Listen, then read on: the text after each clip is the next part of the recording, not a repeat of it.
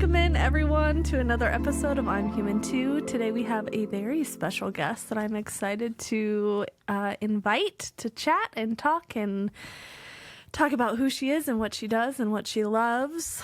Amanda Manning. She's a Spokane therapist here in town, so I'm going to be quiet and let you introduce yourself. Oh my gosh, my favorite thing, talking about myself. My name's Amanda Manning. So I'm a licensed mental health counselor here in Spokane. I have my own private practice. It's called Inner Glow Wellness. We've got, 5 clinicians that work for me now, and a prescriber, which is so nice. Nice. And, the whole purpose of the practice is... just building a healthier community. So, we do work with state Medicaid, and we work with some other insurances that a lot of private practices don't, because they can be a pain in the butt to work with. But we want to be able to help. We see kids from like ages 5 and up. We do trauma work with the EMDR. We have all kinds of stuff, and then we also have like I said, a prescriber that can kind of step in on the back end and be like, okay, we're working on all of this, all these coping mechanisms and all of these things to build up, but maybe we also need the support from medication. I teach yoga as well. And so we've got, yoga classes to kind of balance out that more holistic, it's just everything. To me, mental health is not just about therapy. It's not just about medication. It's about all of that, plus, having community support from friends, family, moving your body in ways that make you feel good. And that's a very specific statement, not like just go out and exercise, no pain, no gain, none of that shit. Just like, move your body in a way that makes you feel good, eat in a way that makes you feel good, and all of that combined. And so it's been cool because we've really been able to bring in clients that I think have struggled to find services elsewhere, So, so that's what's happening over there. And I'm starting to bring back like groups and yoga classes. Things have been really nuts for a while, and so I haven't been able to do that. And I have a free yoga class going on Thanksgiving Day, which is full. I saw that, which is nice. Yes. Yeah, well, and it's great because the people that are coming, it's a great mix of people, and so I think it's going to be a really good and fun class. My yoga classes tend to be not what you would expect. Like, actually, yeah. It's yin style, so it's just right. And this is more because calmer. Heather, you and I used to do Reiki and restorative yoga classes together, which I actually want to do again. We can talk about that later. Yeah. But they were brilliant. It was an hour and a half, and I would lead this very chill, slow, restorative, basically a nap for an hour and a half while Heather provided Reiki with the people, and it was well loved. That was a fantastic class, and scheduling issues happened, and so I'm like, that's becoming more scheduling is becoming more open these days. Yes. But yeah, so that's one style. This class that I'm teaching on Thanksgiving is going to be more like like yoga flow, whatever, but it's always, I love classes that you'll see classes that say, oh, it's all levels. And then you go to that class and there's people standing on their heads and making you feel like you have no business being in this class, And I love a class that really talks to every single body in the room. And, where someone in a wheelchair or someone who can stand on their head can be in the same class and feel that they're getting exactly what they need from the class, So we have fun, and I don't take myself too seriously in any aspect of what I do, whether I'm as a therapist or a yoga teacher. I just recognize that I am as much in the learning process as anybody that I am teaching. And I feel like, especially with yoga, especially with therapy, like we have to be students of our clients. Yes. Otherwise we're just, stringing them along on our version of what we think they should be doing, which is not the point. Yes. Right. Yes. And that happens in yoga classes too. And I think it's human because, like, you know, in yoga in particular, it makes me feel so good, and I want to make people feel as good as I do. So I'm like, I did this, you should do this too. And I think that's a thing. That's, you know, we get with friends and we're like, oh, I had this terrible thing happen to me, and we're like, oh my gosh, well, this is how I solved it. You know, that fixer mentality, which is can be helpful. But typically it's not, you know, and so mostly people just want us, we just want to sit, hold space, listen, and give a person space to learn about their own body, their own experience, and how they need to move or do things in a way that makes sense for them. Yes, absolutely. I mean, that individualized care is everything, and that's... Yeah, I mean, that's why I do this. That's why I do therapy, is like really deconstructing that power dynamic that happens in our field and happens in certain spaces, and helping people understand that they are the expert in what they need and what their desire is. Like, I often will say, like, I am not here to tell you what to do. I don't live your life. I'm not in your body. Like, it is your job to just tell me what your experience is, or communicate on some level what's happening for you. Right. And I've seen that in your yoga classes when we would do those yoga Reiki classes, where you would offer so much support in different ways, whether it's like the physicality of having a bolster, or helping people position in a way that will actually get them into a comfortable pose. Yes. And it was always very lovely to witness that,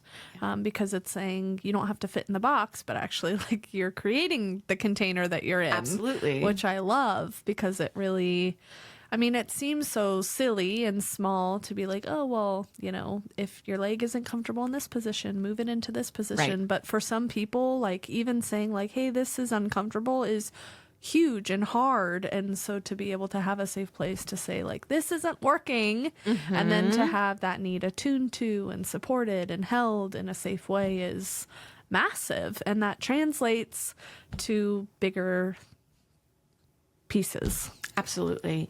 That's, I know personally, it's impossible for me to ask for help. So it's not a scary thing. It's just, no, I can't ask for help. I can't, you know, and a lot of people feel that way, I think. And in those yoga classes, especially, there's such a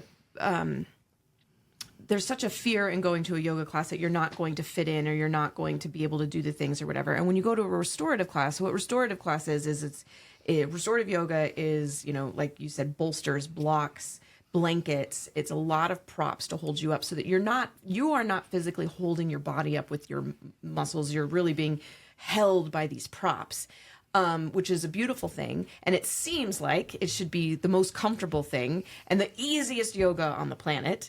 However, some of our bodies just aren't comfortable and in certain positions, and it has nothing to do with size or anything like that. It's just a flexibility level. And I know people of every size who are flexible or not. And it has nothing to do with the size of their body. And so, you know, and you get into this easy, air quotes, yoga class, and feel uncomfortable in it, where everyone else is like, this is amazing. Like, you know, so what? And you just like, you feel stupid at speaking up. Yeah. But I think, my students know me enough now, that they're like, Amanda, like, I'm not doing this. Nope.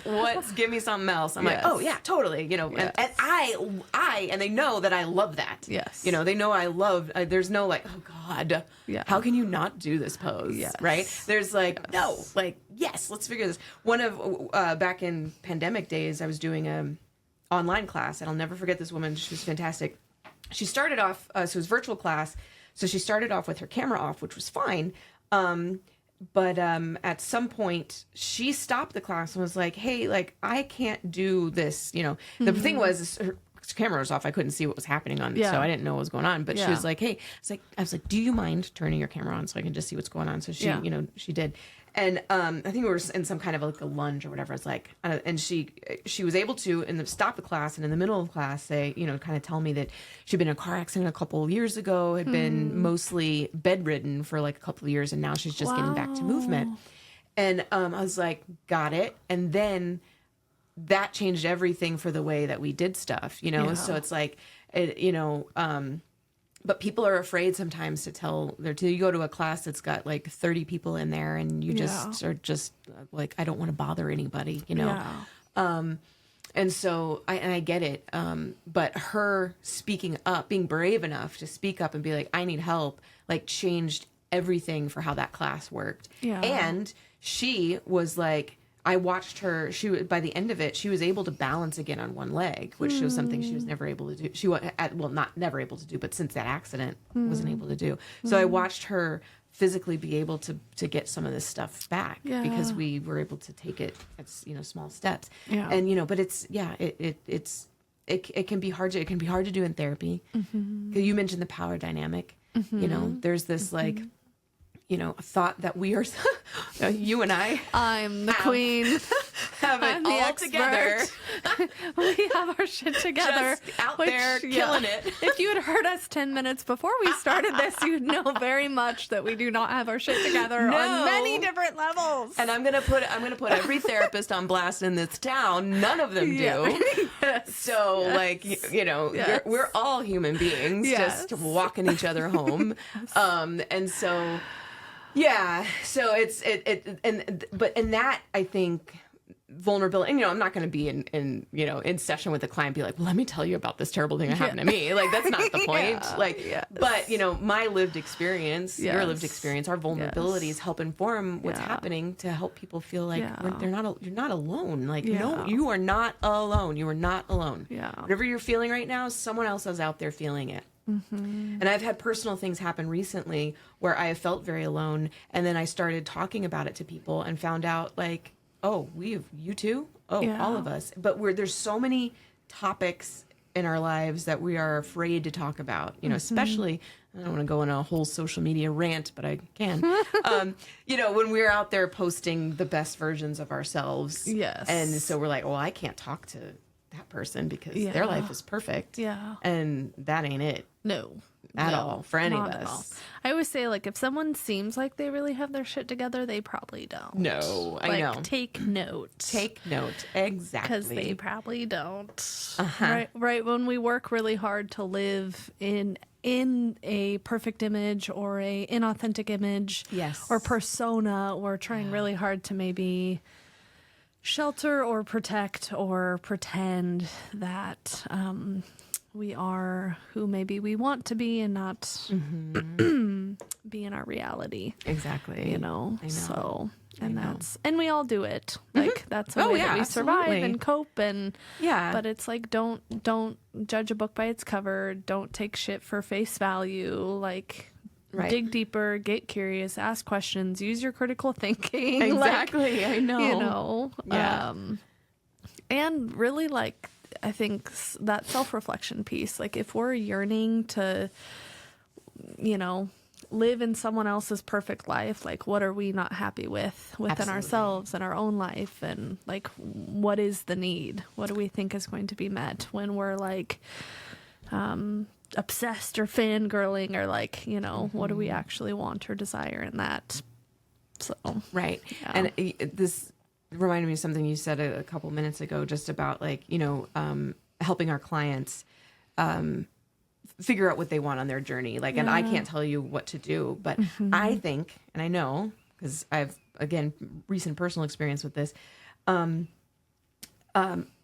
think we all know what we want. There's this inner knowing within us that is pulling us to something. The problem is it's usually pulling us to something that's a little scary and out of our comfort zone, you know? And so, the moment that we recognize and like at least just give, like, you know, I want this scary thing, you know, that can be enough of a breath of fresh air. And it might be something that you're capable of doing, and it might not. But, like, I think people really, actually, truly, deep down, they don't know what they want. You know, the myth of therapy is that y'all don't need us.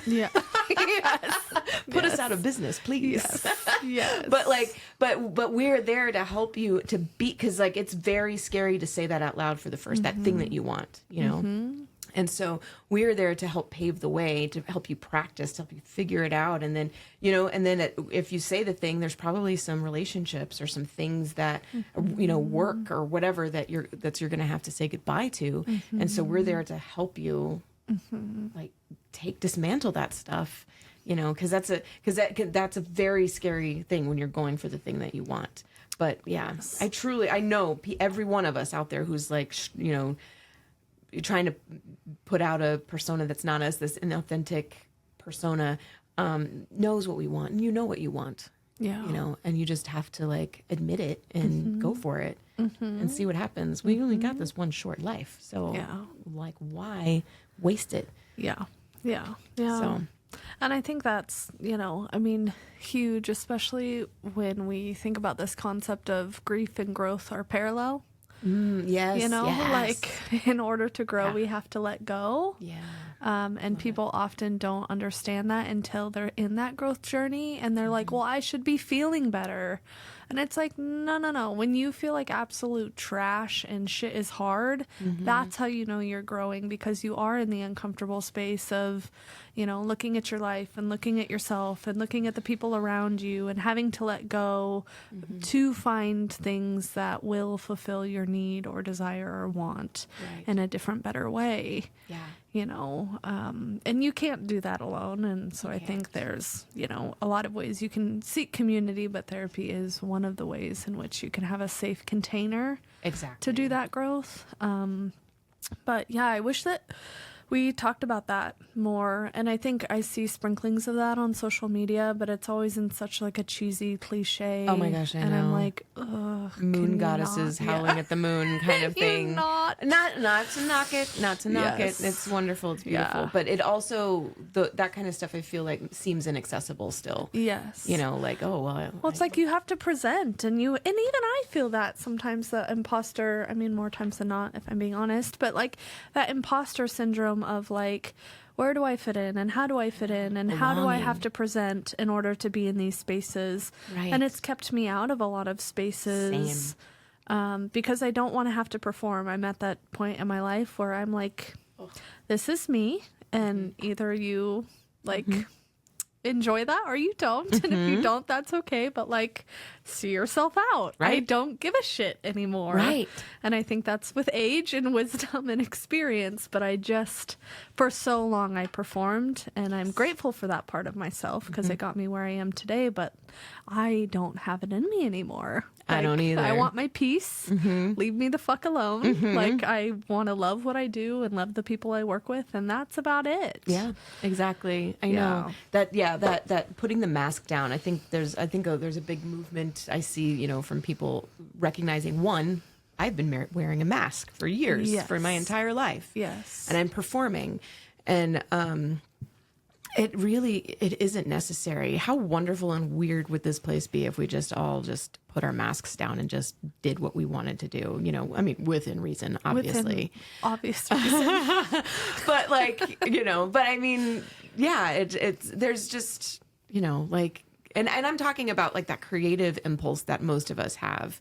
You don't find anybody who's like working, their 9-to-5 job that doesn't want to paint, or sing or, dance or something, and we don't have that time to play. And it seems like you're selfish if you try to find that space to do those things or whatever. And it's hard and whatever. But like, gosh, if we just like, it'd be so nice to rebalance everything to where we like focus on play or focus on those pursuits that we have. And then how much better would we be at our jobs if we were actually, living our life the way that we wanted to do. Yeah. Like tapping into that inner knowing and listening to that, I don't know. Well, and I feel like that's, an important piece to talk about as far as like what trauma does in the brain is it kind of keeps us out of those joyful spaces. Absolutely. And keeps us out of those authentic spaces. So as much as we might want to try like to pick up an instrument or to sing the song or play with our kid, like trauma says, no, you can't do that. That's silly or that's stupid, or you should be able to, do XYZ instead, like the go, the perform. And so one of those kind of Jesus, I'm losing my words, like indicators of moving out of a trauma space is to be able to want and follow through on the joyful connection for self, to others, to play, to creativity. So, like, no, that's a very good point. Because the whole removing the mask or doing whatever it means that you feel safe. And so safety is the first thing. And I think that's something that gets missed in a lot of, we've talked about this, a lot of like, you see retreats or stuff about, like just go and, like, go and open up in a day and right. become, heal your trauma in a day, in a 3-day workshop. What? Right. Exactly. Okay. No. Yeah. And because safety has to be an individual safety. It's hard sometimes to feel safe in a group, so like really dialing into like grounding and, and not even just like you can't just say go meditate and ground, because that is a very dangerous space for people. I've had clients who like, the breathing that they hear when they're, just, we'll just breathe harder. But that it reminds them of previous times when they were assaulted or something like that heavy breathing kind of thing. And so it's just, you don't know. You can't just tell somebody to go meditate. You can't tell somebody just go do yoga. Like there has to be a really concerted effort to make sure they understand. You can do whatever you want to make it a safe space, but like they understand that they are safe. And that's that takes some time. Yes. And things like EMDR, tapping. I know you do tapping, and EMDR. Those things can really help to lay the foundation. So then you're in a place where like, oh, wait, I am safe. So I can think of a fun thing to do. Yes. And then, so it's not just like, quit your job today and go run off to the circus. Like, I mean, we really need to make sure you are safe and grounded and supported. I think I have such a fucking grind with people who oversimplify things and make it a choice, air quotes. Oh my gosh, I know. Like if you just choose to ground, if you just choose to do your yoga, if you just choose to meditate every day, like everything's going to be better. And it's like we are complex beings and everything is so individualized, how we're talking about like what works for one does not work for another, or they might need modification or help or different levels of support or pacing. Like if you've been in trauma for the last 20 years, 3 days is not going to heal the 20 years of being in one way. Like I think people forget about brain wiring. Like that's a fucking thing. Yep. Like we have to have space and support. And one of my favorite things is it takes over 400 times of repetition to actually create a new wiring in the brain. Oh, wow. And like when you say it like that, it really puts it into perspective of like, if you try meditation for a week, like you're not automatically going to feel better. No. Like, no. Let's be realistic about our expectations in the world of healing and reconnection and restoration. So that's my encouragement. Like if shit's not working, like it's not that you're not choosing that, or it's not that you're not working hard enough for that. It's like, literally like there's additional need. Oh my gosh. Absolutely. And I think, there's all the, you can go pick up like any self-help book or whatever about someone who's healed their trauma or something. And the whole discussion is about how I'm so much better now because I meditated one time. It's like delusional. Yeah. And at night, and what's not there is like how long it took, So, cause some realizations I've come to myself personally is about 5 years ago is like, and probably longer than that, but I think back to about 5 years where I was like, there was something going on in my life that I was like, this isn't working. And I was like, it must be my problem. There must be something wrong with me. There's something medical wrong with me. There's something emotionally, mental, whatever, something wrong with me. And so I went on what probably looked to people as like this like self-help, self-loving journey of like yoga and this and that or whatever, which really it was self-loathing because I was like convinced there was something wrong with me that I had to fix, and you see me doing yoga for years, way past 5 years ago. I've had to do, until recently, I've had to do intense 90-minute hot power yoga, killing myself for me to feel sane or like put back together or like I can handle shit, that's not normal. Because you hear yoga and you think, we're just like drifting on a cloud and whatever. And I'm like, no. I was like, yoga, needed it. Otherwise I would be a basket case. Yeah. And since, I've done a lot of work, I would put it mostly to the work I've done in therapy in the last like 2 years. I think that in my own therapy, that's how to, and like the other day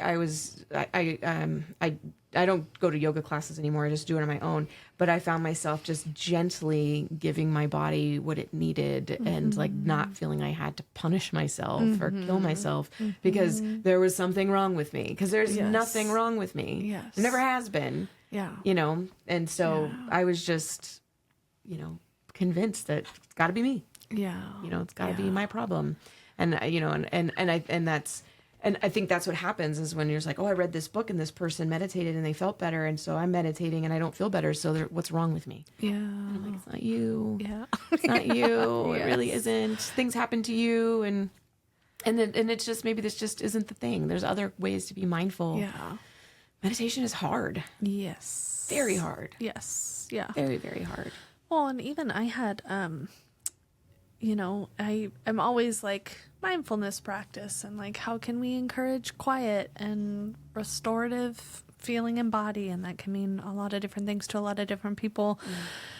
And one of my people was like, I'm going to meditate, right? And she went to like the classic westernized, like, I'm going to sit on my mat and I'm going to close my eyes and my brain is going to be empty. Right. And I'm like, how about you just go take a walk in the forest and you notice what colors you see. You notice what smells you smell. You notice what brings peace or joy or curiosity to your body. Yeah. And they came back and was like, holy shit. Like, I didn't know that is meditation. And it's like, let's widen our lens to this idea of like medicine is beyond just us, and medicine happens and healing happens when we're reconnected to things that are calm and restorative. Like, it's that idea of co-regulation, right? If we didn't have co-regulation as infants, then we can't self-regulate. Right. We have to have something to regulate with. And if we don't have people who can be regulated with us,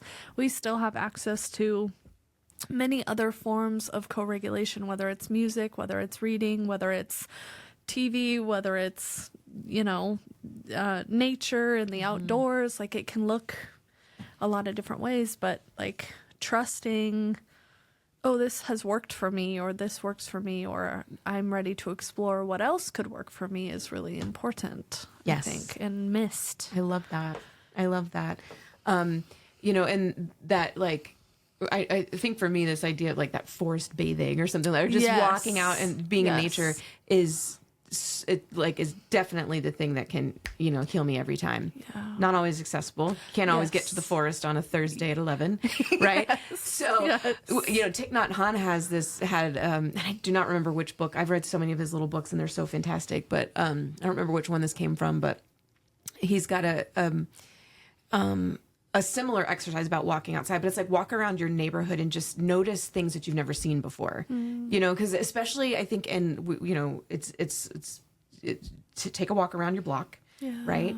And you see these things every day, but I guarantee you didn't notice that the house on the corner was pink, or like when did this flower bloom, or whatever. There's things that we don't see because we're just in it. And so it can really help to come back to present, come back to grounding. And it's also just a nice reminder about like, so walk around the block will also like look in your own home. Like, what are you not seeing? Right. Look in your within, like what are you missing that you've been neglecting to nurture? You know? Absolutely. I think, there's a lot of ways that you can bring medicine indoors. Like, one of my favorite things is like, I splurge on myself every week and I buy fresh flowers. Or I that's pick beautiful. flowers out of my garden when it's like, not snowing and 34 out. I know. Or I'll bring, like if we are in the forest, I'll, take some offering from the trees and bring them back with me. Like, or I have a, one of my favorite candle makers out of Canada. She does like sweetgrass candles. So nice. You can, there's so many different ways you can bring it in your home too. Yes. Which, I mean, even like, tea is a very grounding, like what do you smell and what's the temperature? It's a lovely process to it. Yes. I know. Like ritual, I think is what I'm getting at. Yes. Like building ritual, figuring out what your ritual is, what's helpful, supportive is. Which I had a beautiful conversation with a client just yesterday about her care of plants in her home, and she's got way more plants than she needs.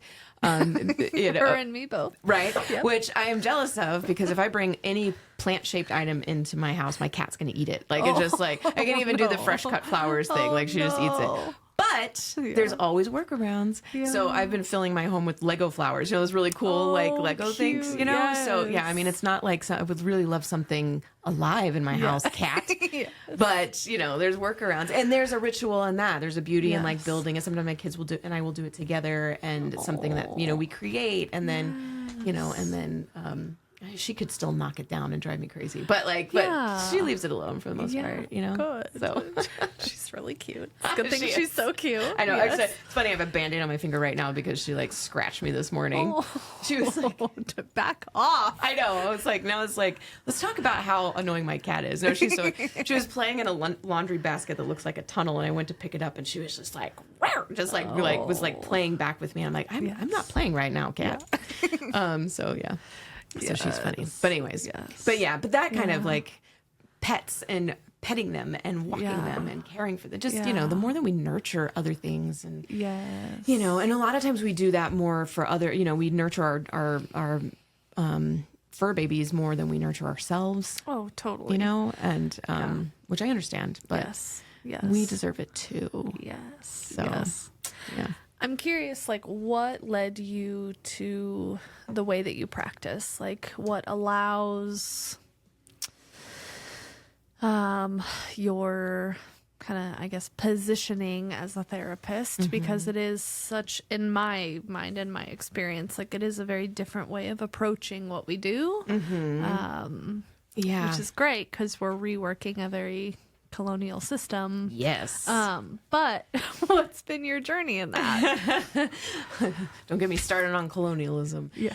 I think that's a really good point to bring up, though, is that there's so much in therapy that is, we learn from books how to do therapy. We go to grad school and we learn, and then we're supposed to keep learning with the continuing education, which is important.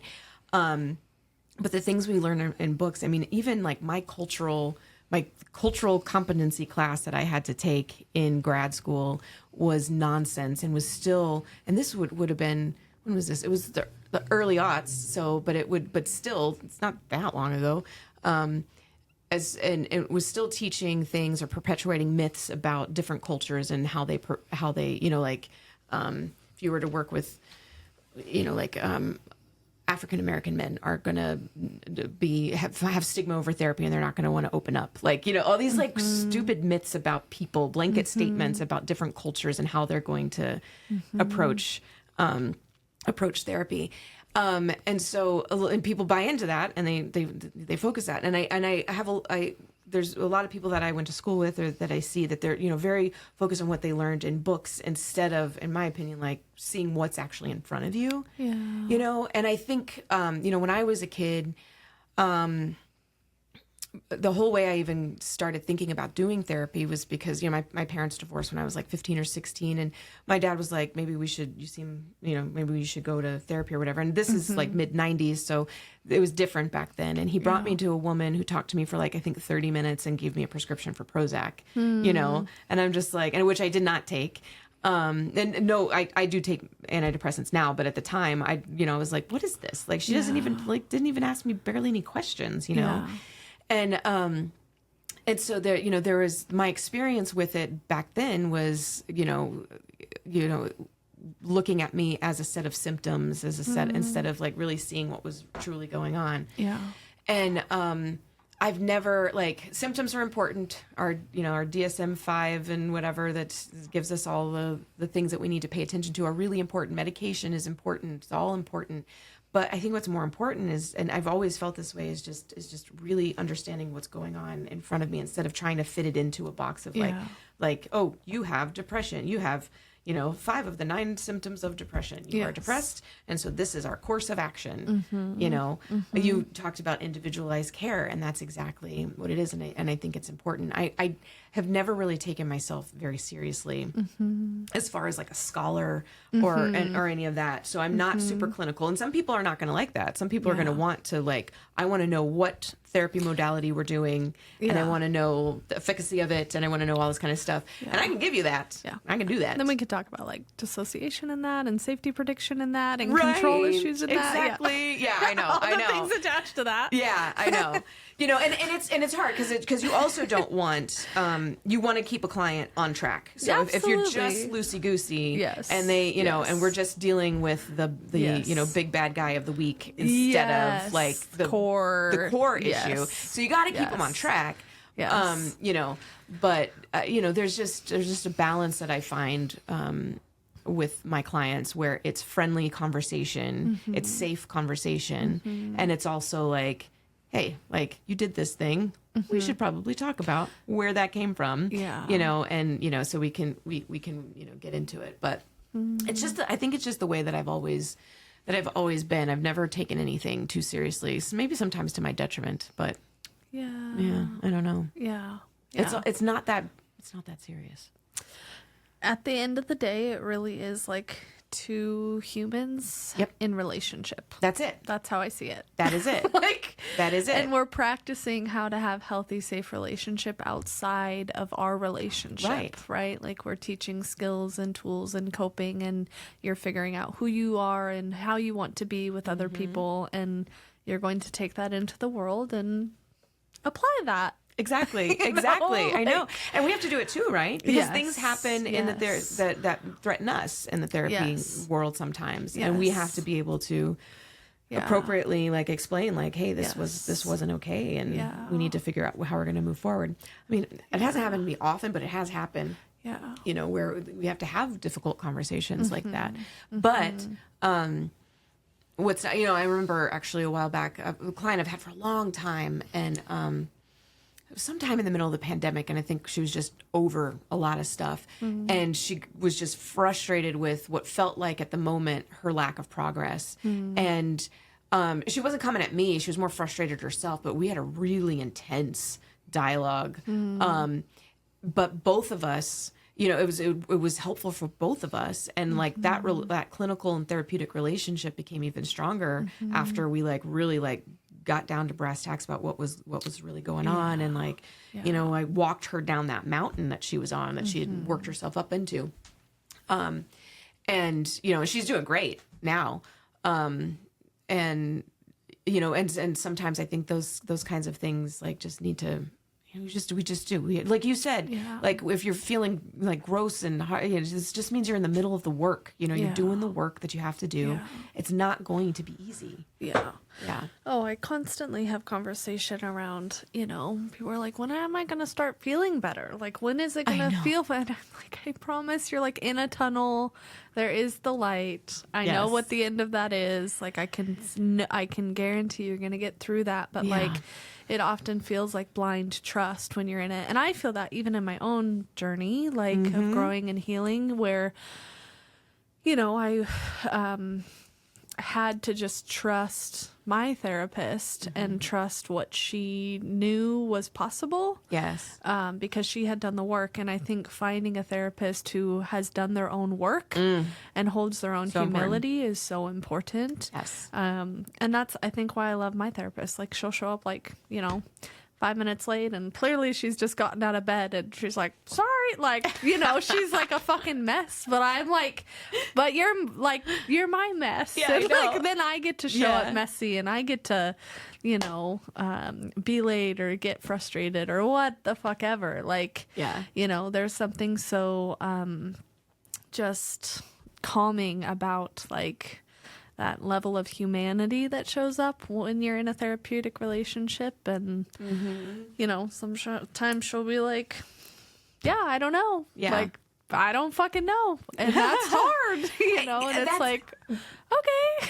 Not knowing the answer, right? Yes. Like, you know, I like so many thoughts on what you just said, but like, I remember when I was in grad school, there was we were in our group, like in practicum. Grad school is like terrifying for anybody who's an introvert, which most of us therapists are introverts, believe it or not. Yes.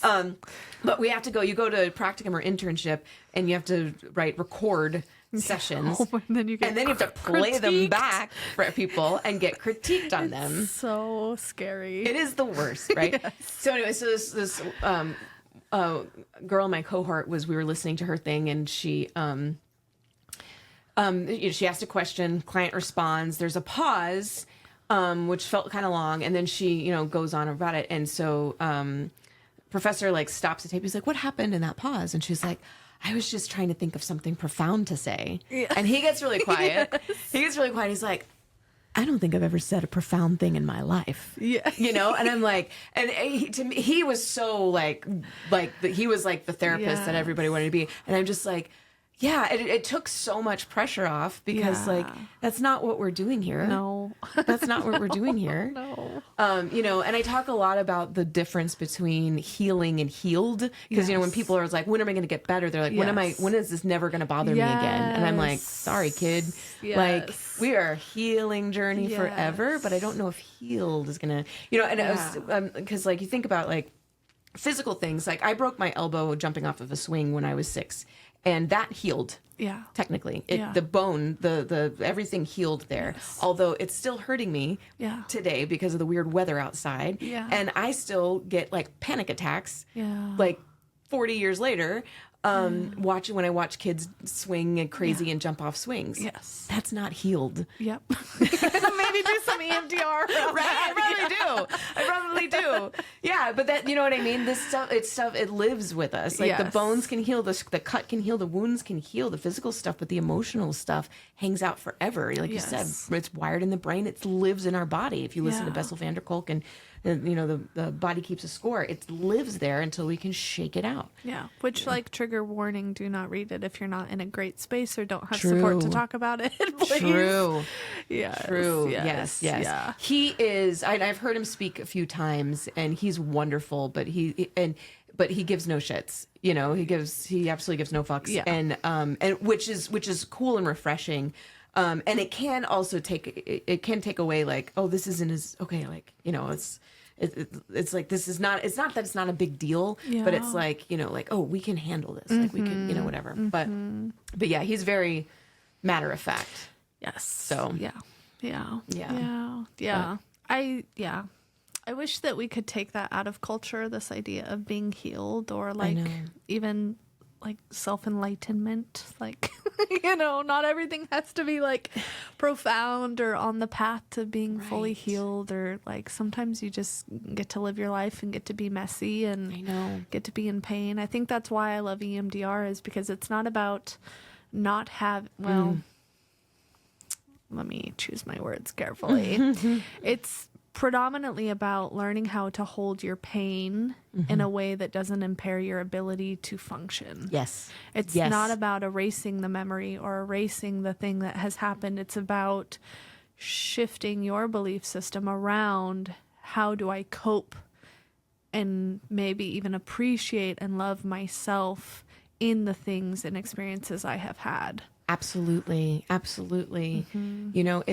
well, because it's in the EMDR, the reprocessing a scary moment in a now safe place. Because if you're experiencing childhood trauma, everything about that situation is terrifying. The environment is bad. The people you're with is bad. What's happening to you is bad. And now we get to like reprocess that, and it doesn't make it better. It doesn't make what happened to you better. But what happened back then, because especially as kids with trauma, they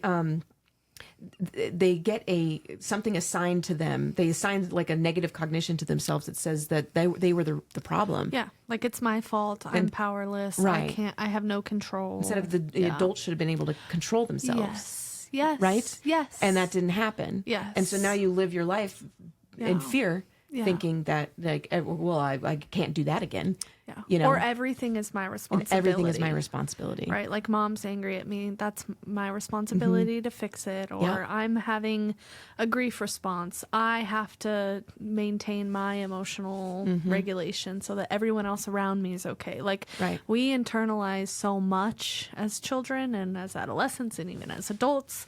And it does take a constant reorienting to understand what is actually yours to hold and what is everyone else's. Right. Exactly. Yeah. Exactly. Yeah. Yeah. And so when you can rework it in that way and, you know, you can recognize, look, it doesn't take away what happened, but you start to reframe that thought and recognize that, okay, that wasn't my fault. And that everything is, you know, and you start to put that stuff down. Yeah. And it's a process, man. It's honestly been just in the last probably like 6 months to a year that I've been able to really see that for myself. And but it's life changing when it happens. Totally. You know, and it's possible for anyone listening. Yeah. You know. Yeah. And I think that's even, in my own growth and being able to show up authentically and like taking the mask off and stop performing is because I've built maybe a strength in my own identity and what is mine and what do I want to hold. Which takes a lot of time and support and effort. I know it does. You know, but it does. Yeah. It's Yeah. So, anywho, I really appreciate your presence here. Oh my gosh, it's so good. This is so fun. Yes. Yeah. Thank you. Absolutely. Thank you. So, where can people find you if they want to engage in services? Absolutely. So my office is located on the Lower South Hill, 14th and Grand. So, in Spokane, Washington. It's Innerglow Wellness, so INNERGLOW Wellness. And that's the website, innerglowwellness.org. And contact information is from there. And like I said, we offer both in-person telehealth appointments, and that's can be a hybrid. You know, it's snowing and you don't want to come in, we can do telehealth. It's fine. We work with kids 5 and up. We take, a lot of insurances, Primera, and their subsidiaries, United, First Choice Health, can work with Kaiser a little bit, and then we do take the state insurance. So CHPW, AmeriGroup, or WellPoint now, Molina, and Better, those kinds of things. So we work with, we're trying to work with as many insurances as we can so we can really help families. We've got people who can work with couples. Nice. Yeah. And we've got and we do have a fantastic prescriber. I'm loving him more and more each day. He's nice. Awesome. So good. All right. Well, thank you everyone for listening in, and we appreciate your support, and we hope that you're getting a lot of learning out of everything we're talking about and in conversation around. So see you next week.